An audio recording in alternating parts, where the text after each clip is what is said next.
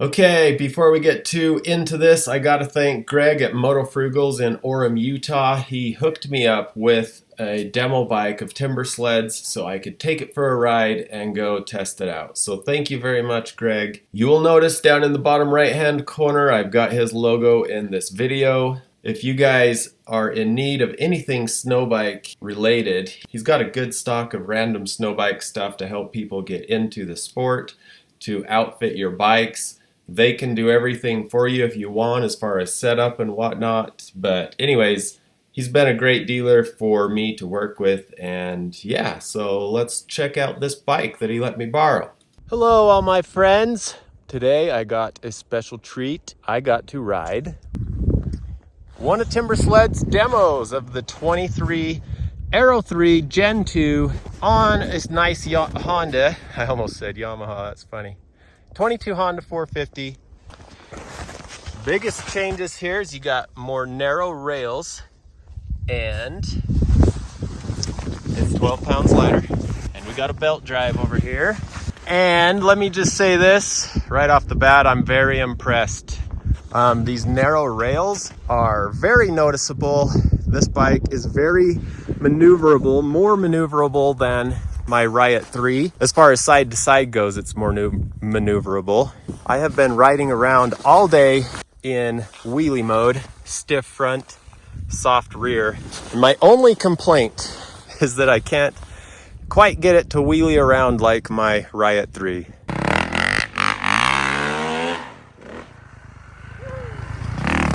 Oh, here we go.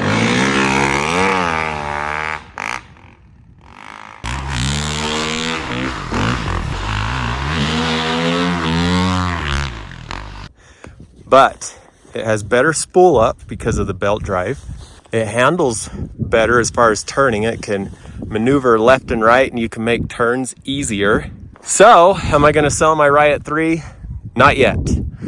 But when they make, I'm assuming they are going to make the same narrow rail changes next year for the Riot 3, then my current Riot 3 will probably be up for sale. Anyways, I'm having a blast. Side note, the stock Honda 450 absolutely rips. What a good bike. It's a good setup for snow. Dedicated snow bike, the Honda might be the way to go. This thing absolutely rips. I'm pulling third gear a lot. I'll show a video of that.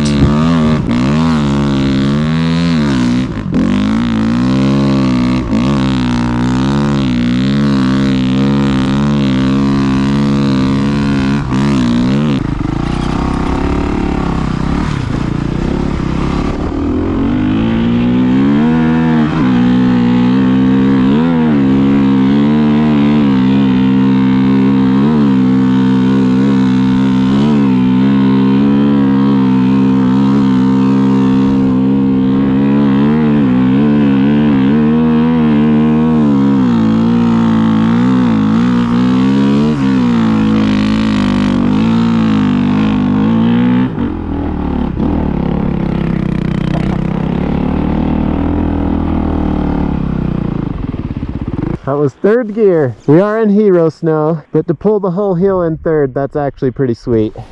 Where's Trevor?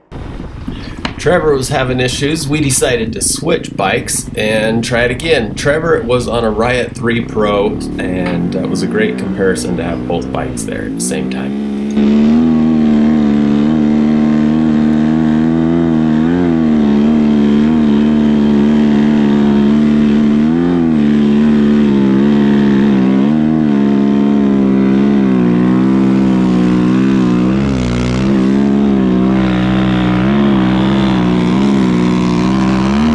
I think you can see what's going on here. When we switched bikes, Trevor on the new Aero3 just totally gapped me and went up the hill. I'm sure this is a combination of a couple things. The belt drive makes a big difference, as well as that Honda's just ripping.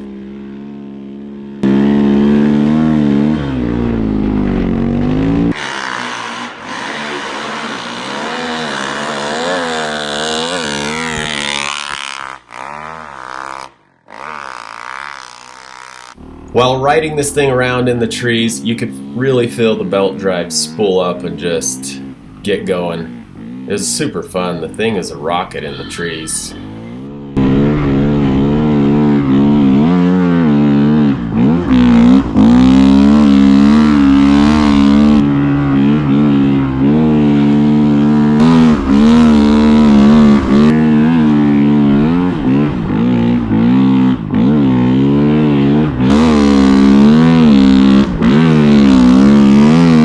So after screwing around in the trees for a while, we decided to go do some wheelie tests. So we went out to this hill and just started to try to pull wheelies. I did it on both the Aero3 and the Riot 3, and it was very noticeably different. That Aero is still an Aero.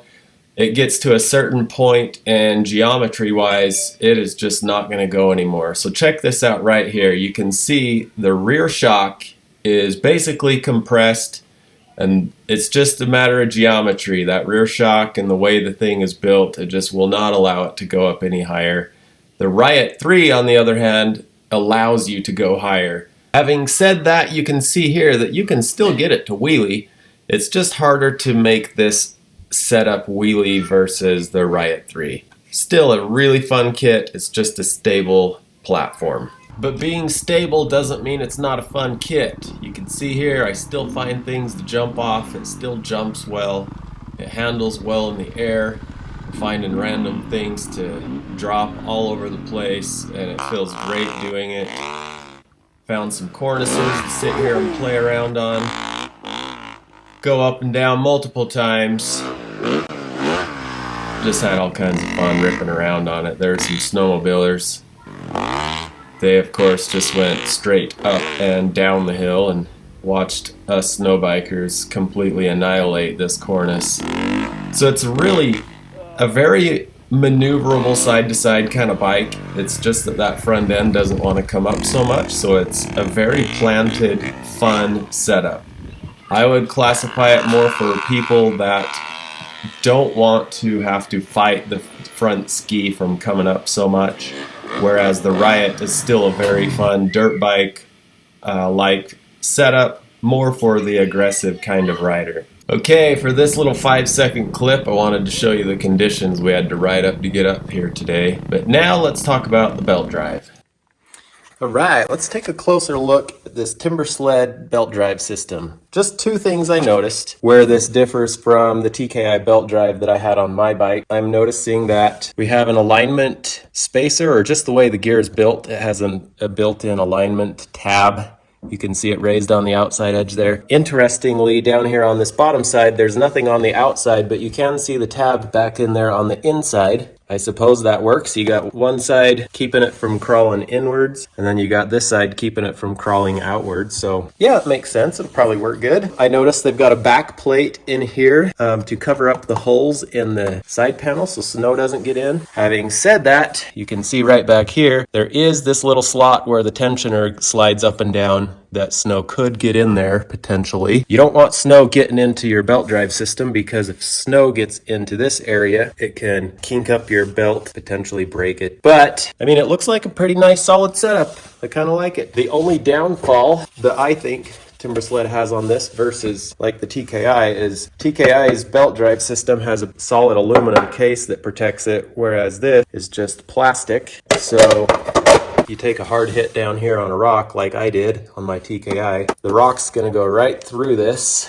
and right into your belt. So it'll be interesting just to see, as more people get these, what they are like out on the hill, how they compare durability wise. Yeah, it'll be interesting to see how things go. And just one more quick observation. I just counted the teeth on this one. It's a 23 tooth. I can't see all the teeth on this top one to count it, but we got a part number right here. Part number starts with P22. I'm guessing this top one's a 22 tooth. The bottom one is a 23. So if you want to speed your kit up, you could just swap these. I don't see why swapping them would be a problem. Where this is a demo bike, obviously I'm not going to mess around with it, but yeah, you could probably swap them. Put the 22 down here, that would speed it up. Put the 23 up here, that would speed it up again. Might have to do some experimentation on somebody else's bike.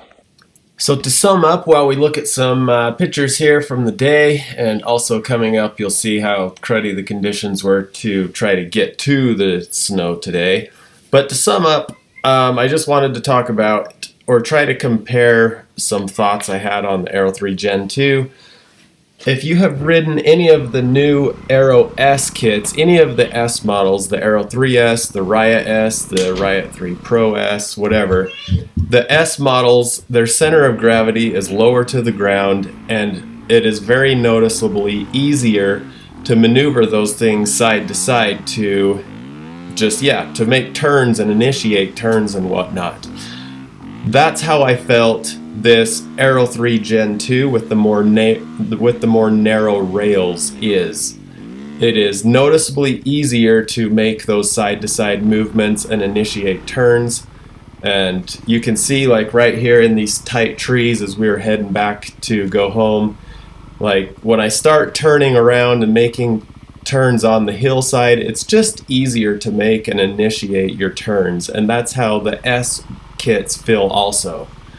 So, long story short, it's a fantastic kit. It is a move in the right direction. I'm excited for it. I really hope they make the same changes to the Riot 3 Pro next year. It's getting thin. Whew, that is tiring. Yeah, you gotta pick your way around the logs.